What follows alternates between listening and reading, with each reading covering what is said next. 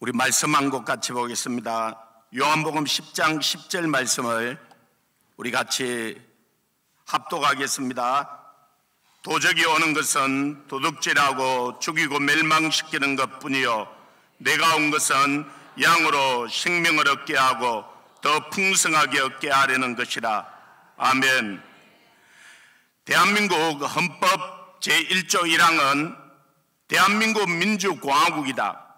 대한민국 제1조 2항은 대한민국의 주권은 국민에게 있고 모든 권력은 국민으로부터 나온다라고 기록되어 있습니다. 그런데 우리가 이것이 선거로 말미암아 우리의 주권을 행사합니다. 그런데 이 선거를 도둑질한 이 선관위가 이 종북 좌파와 친중 세력인 이 민주당과 이 좌파 정권에 우리의 주권을 넘겨주었습니다.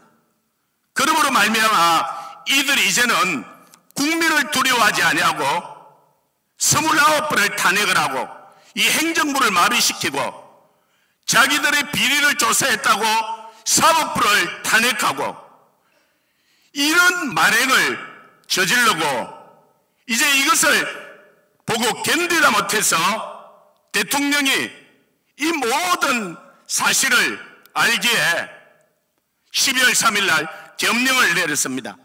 그 계엄령을 내리는데도 국회에는 280명의 사람들만 보냈고 이 선관위에 297명의 이 군인들을 보냈습니다.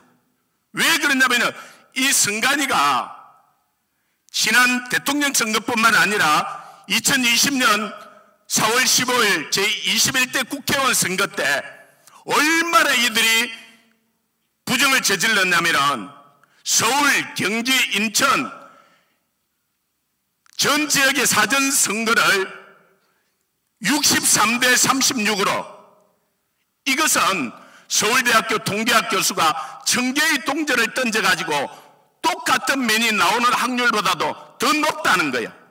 이런 일은 있을 수가 없는 일이 우리나라에 자행되고 있는 거예요.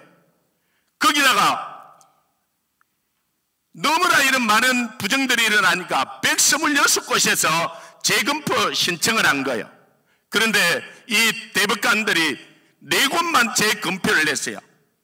저는 서울에 우리 친구와 변호사가 있는데 그 재검표하는 현장에 딱 들어갔는데 빳빳한 투표지가 그 위에 쫙 깔려 있는데 보는 순간 이것이야말로 부정선거다.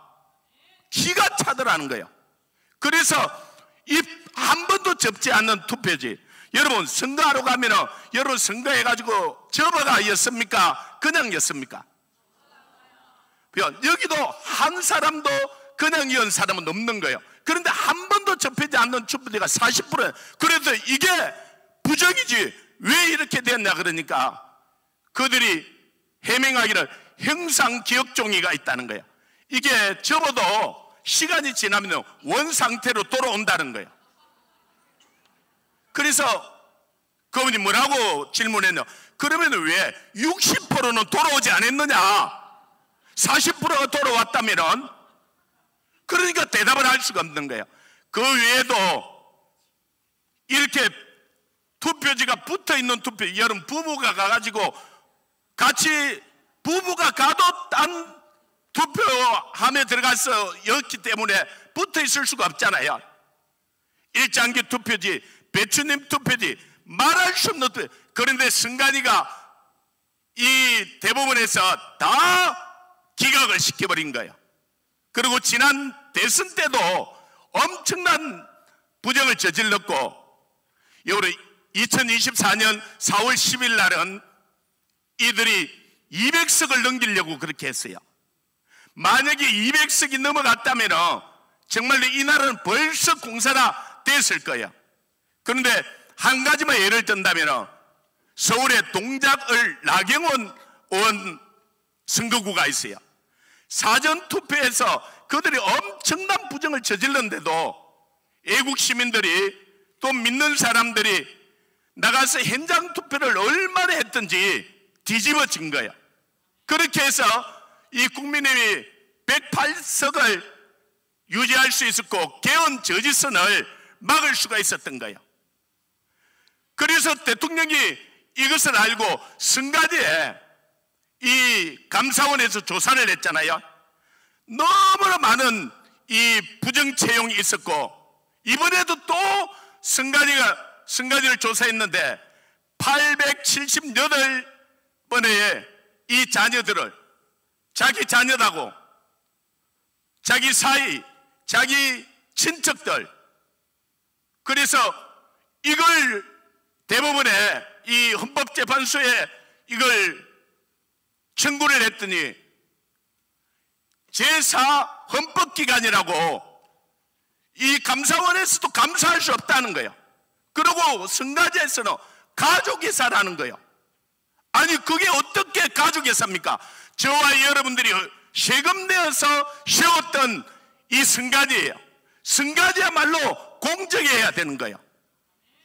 대통령이 그렇게 해서 이 계엄령을 내려서 국민들이 깨어나서 이것을 막아서기를 원했는데, 이 공수처에서 대통령은 외환이나 내란 외에는 이 현직에서 난 행사상 소출을 받지 않는 거예요. 공수처가 뭐냐면 고위공직자 범죄수사처예요. 그렇기 때문에 대통령에 대해서 그들이 조사할 권한이 없는데, 이제 알고 보니까 서울중앙지법에 15번을 영장을 청구했어요. 대통령 영장을 청구했을 때 남청규 판사가 이걸 기각을 한 거예요. 동부지법에 한 번을 냈고 16번을 기각을 당했는데, 이 서울지법에 우리법연구회 정계선이가 그 서울지법 원장이었고, 그 다음에 그 밑에 있는 이순행이, 심한미, 이들에게 청구를 해서, 그 다음에 이순행이가 대통령 이 궁을 자기들이 조사를 하고 그 다음에는 체포를 하려고 그러면은 거기는 경호처 직원들이 있잖아요. 우리나라의 행법 110조, 111조에 110조에는 이 공무상 비밀이 있기 때문에 책임자 허락 없이는 들어갈 수가 없는 거예요. 111조에는 이 우리나라의 국가 기밀이 있는 그것에 그 책임자가 허락 없이는, 그런데 이순행 판사가 거기다가 자기가 그것은 왜라고, 아니 자기가 국회의원입니까? 법을 그렇게 해서 이 대통령을 제가 사역을 하고 1월 14일 날 저녁에 10시 돼서 들어왔는데, 이 예각을 맡고 있는 55 경비단에서 문을 열어줬다는 거예요. 그때가 저녁 10시였는데 저는 부산에 있는데 우리 교회 장로, 안수집사, 근사들 다 불렀어요. 그 차를 한 차 내어서 대통령 한남동으로 올라간 거예요. 새벽 3시 돼서 도착했는데 이 경찰들 한 4천여 명을 쫙 깔아가지고 이 대통령을 잡으러 온 거예요. 이미 그들이 바리게이트를 다 쳤고, 그런데 이 경호처에서는 실탄을 가지고 있기 때문에요, 절대로 3,000명 아니 10,000명이 와도 그들을 잡아갈 수가 없어요. 그런데 그날 대통령이 새벽에 이 탄핵을 반대하는 사람도 국민이고 찬성하는 사람도 국민이고 저 자기를 잡으러 온 경찰도 국민이고 이 경호처 직원들도 국민인데, 자기가 만약에 잡혀가지 아니하면은 유혈 사태가 일어나는 거예요. 그래서 자기가 발로 나가겠다고 거기에 가 있는데 저는 소변이 너무너무 누고 싶은 거예요. 그래서 경찰차 소변차가 있더라고요. 그래서 그거 좀 쓰자 그러니까 자기들은 거기 하면서 우리는 못 쓰게 하는 거예요. 그래서 제가 우리가 세금 내가 그거 산 거야, 너희들 막 거기다 대소변 싸라고 준 게 아니고, 아니 주인이 좀 쓰겠다는데 왜 못 쓰게 하느냐고. 그래도 안 된대요. 그래서 할 수 없어서 저 화장실을 찾아서 가는데 하염없이 눈물이 흐르는데요, 우리 주 예수님과 윤석열 대통령이 클로즈업 되는 거예요. 예수님이야말로 가장 억울한 탄핵을 당한 거예요. 그런데 예수님은 12군단을 불러서 그들을 다 썰어버릴 수 있었어요. 그렇게 해서는 저와 여러분이 구원받을 수 없고 하나님의 의를 이룰 수 없었던 거예요. 그래서 본인이 베드로가 칼을 가지고 말고의 길을 치는데도 칼을 칼집에 꼽으라 그러고 본인이 스스로 잡혀간 거예요.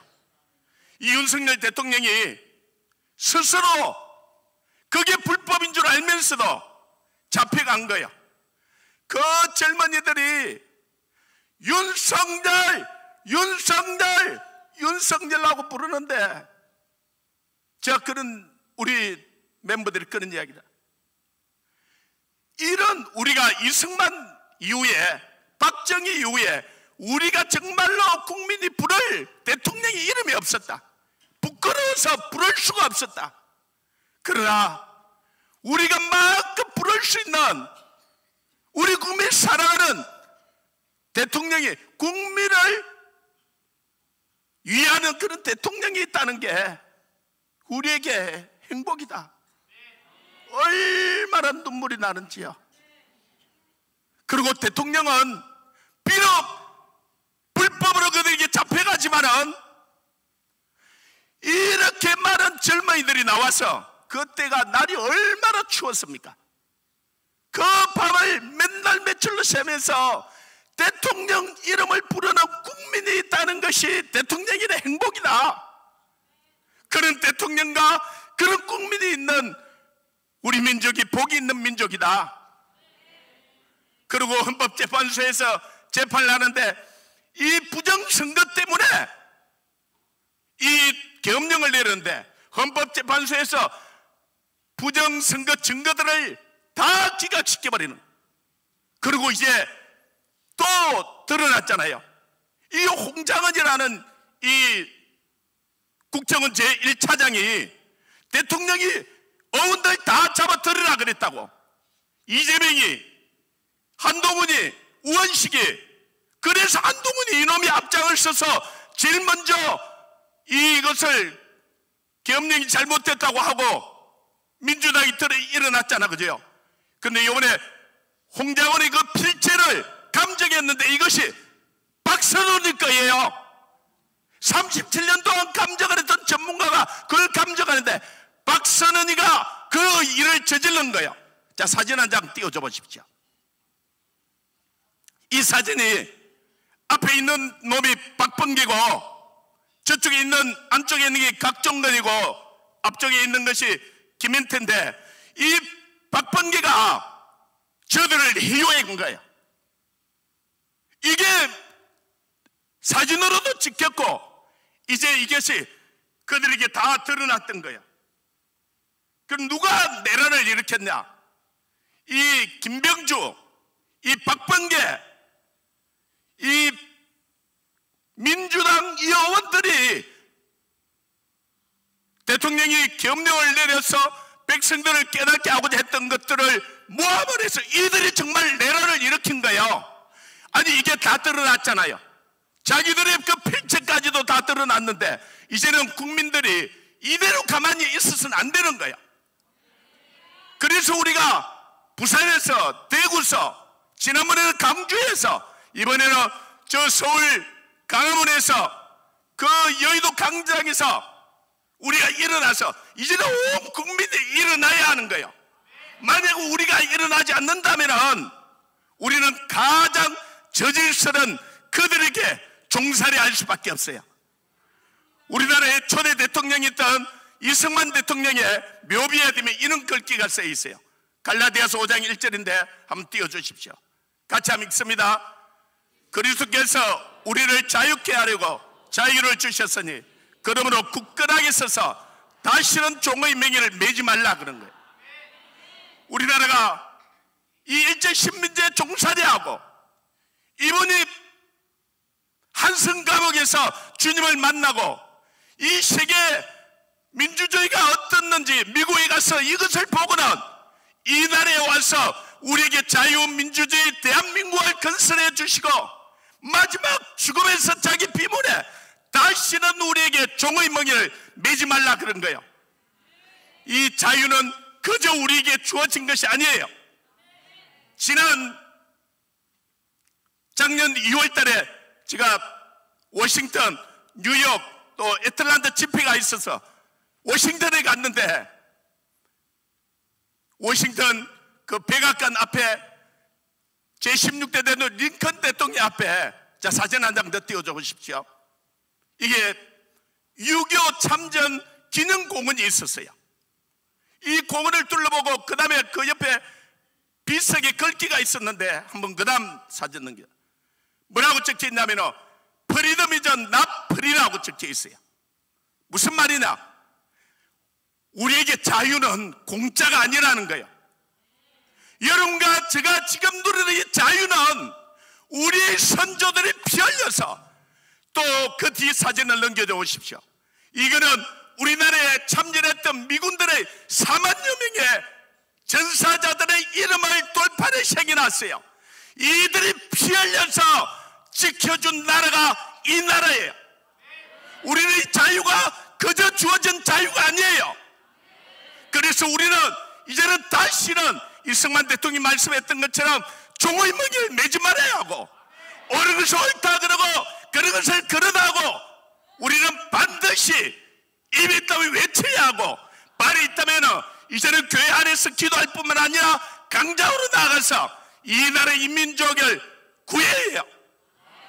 우리 선조들이 피 흘려 지켜주었기 때문에 오늘 우리에게 이 자유가 있는 거예요. 오늘 우리가 이것에 대해 싸우지 아니하고 피 흘리지 않는다면 우리의 아들, 딸, 우리 손자, 손녀들이 정말로 저 중국 공산당 치하에처럼, 저 북한처럼 저런 종살이를 할 수밖에 없는 거예요. 그래서 우리는 이제는 뒤로 물려서 침륜에 빠질 자가 아니요 구원에 이르는 믿음을 가진 자로 너희 담대함을 버리지 말라. 그 담대함이 큰 상을 얻는다 그랬어요. 하나님은 살아계셔요. 그 하나님은 악인은 반드시 심판하셔요. 헌법재판소에서는 이제는 이들이 내란을 일으켰던 것들이 다 증거대로 드러났고, 또 이 공수처가 불법으로 자기들이 영장을 청구하고 그걸 다 숨겼던 거예요. 그런데 대통령 변호인단들이 7만 페이지 그 공문서를 다 뒤져서 그 위조된 문서를 찾아낸 거예요. 그리고 이제는 백일하에 이것이 다 드러나 있기 때문에 온 국민이 들고 일어나야 돼요. 강주도 일어나야 되고, 이 전남도 일어나야 되고, 이 호남도 같이 일어나야 하는 거예요. 그래서 저희들도 정말로 바쁘고 피곤하지만은 이 강주에 정말로 이 일을 같이 우리가 하자고 여러분이 호소하러 온 거예요. 우리는 이 사실을 우리는 다 알고 있기 때문에, 이제로 알면서도 입을 다물고 있다면 우리는 하나님 앞에 죄를 범하는 것이고, 이 국민들 앞에, 우리 후손들 앞에 죄를 범하는 거예요. 우리 자손들이 나중에 물을 거예요. 아버지, 어머니, 그때 무엇 했습니까? 그때 나는 그 탄핵 집회에 참여해서 이렇게 외쳤다고, 그때 내가 그 비를 맞으면서 그 일을 했다고 당당하게 이야기할 수 있는 저와 여러분이 되기를 주님의 이름으로 축원합니다.